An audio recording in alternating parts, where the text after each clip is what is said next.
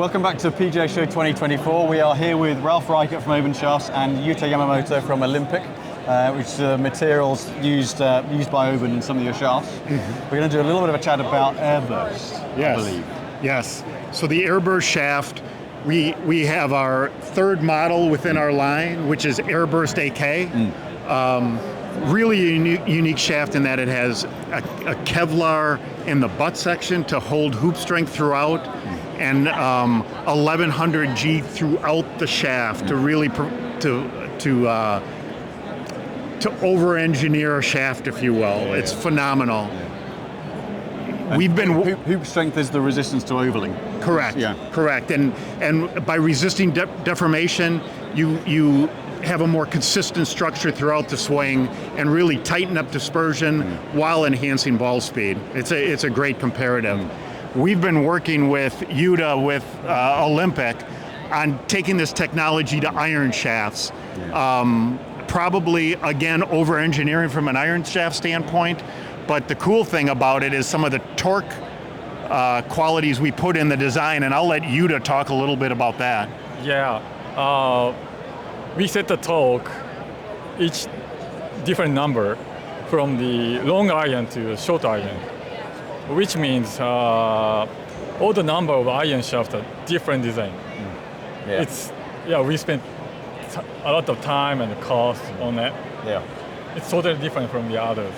So each different shaft through a set of irons is engineered specifically, designed specifically, rather than a kind of base design that's sort of augmented through the set. It's an individual design per iron shaft. Which make the players to feel the same through long iron to short iron. Which actually for me is something that has happened with the steel shafts as well. I think the consistency of your steel shafts from short iron through the long iron as well, flight-wise and spin. So that's something that just from plays your steel shafts as well. Exactly. That's what I've seen through those too. Thank you, and it demonstrates the quality involved. So you take a torque number of a 3.0 in the 75 gram version, a 3.0 in the 3 iron, down to a 2.1 in the wedge. It just matches up what you're trying to do with your game and the irons throughout. If you want to build, we've always felt we're going to design shafts without regard to cost if you want to build the ultimate. So you've got the ultimate and drivers throughout our line, through fairways, through hybrids, steel throughout irons, and this graphite is probably going to surpass anything in the market. With the materials and the technology, this is fun. And I assume that the torque development through the set in the shorter irons is to promote a little bit more flight control and reduce the flight down, a little more torque, produce a little bit more kick, a little more spin and flight in the longer irons. For that purpose. You talk in pictures. I love when you talk in pictures like that. But yeah, that's exactly it. You nailed it. So it gives us another opportunity. We're doing the final tweaks on design, but that's the cool thing about this show. We're standing in front of one of our friends who has the Old Glory 1350 that does custom wood flags that are spectacular. We're looking at getting one done for the studio. We're going to look at a project with Josh.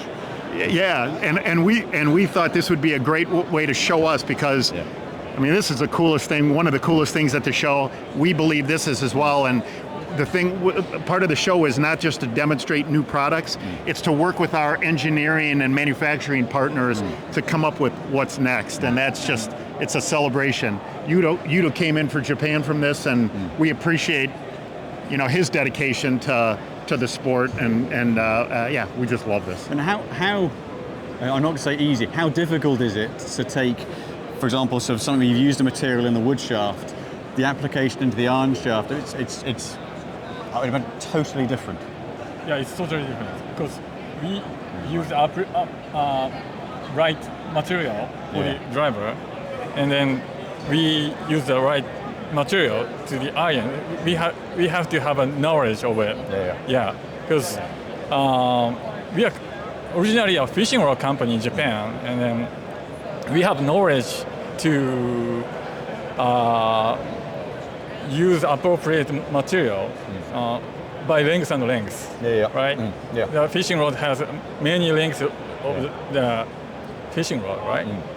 So we use it for the shaft too. Yeah, and it's not as simple as the material works in the wood, it's going to work in an iron. Yeah, Right. Totally different application. And to design a constant weight, taper tip, graphite shaft that's ultra thin ply material, Kevlar in the bet section, and then match it up. You've got 8 irons there where instead of one driver shaft take it across.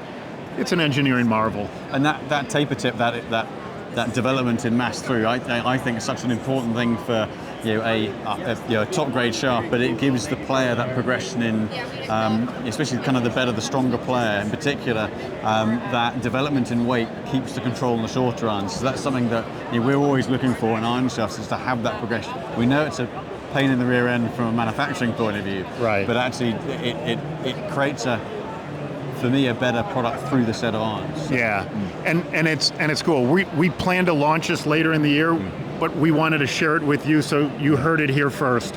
So thank you. And I hope we're going to get a similar look, because that's a cool look. We've got another one. They're phenomenal, not only on their structure, but if you've got something so good in the structure, you've got to be able to show it off, and they do just a beautiful job of it. So yeah, looking forward to it. So Ralph, Yuta, thank you for your time. Thank you for the explanation. And yeah, can't wait to see those soon. Yeah, perfect. Simon, thank you. Thank you for having me.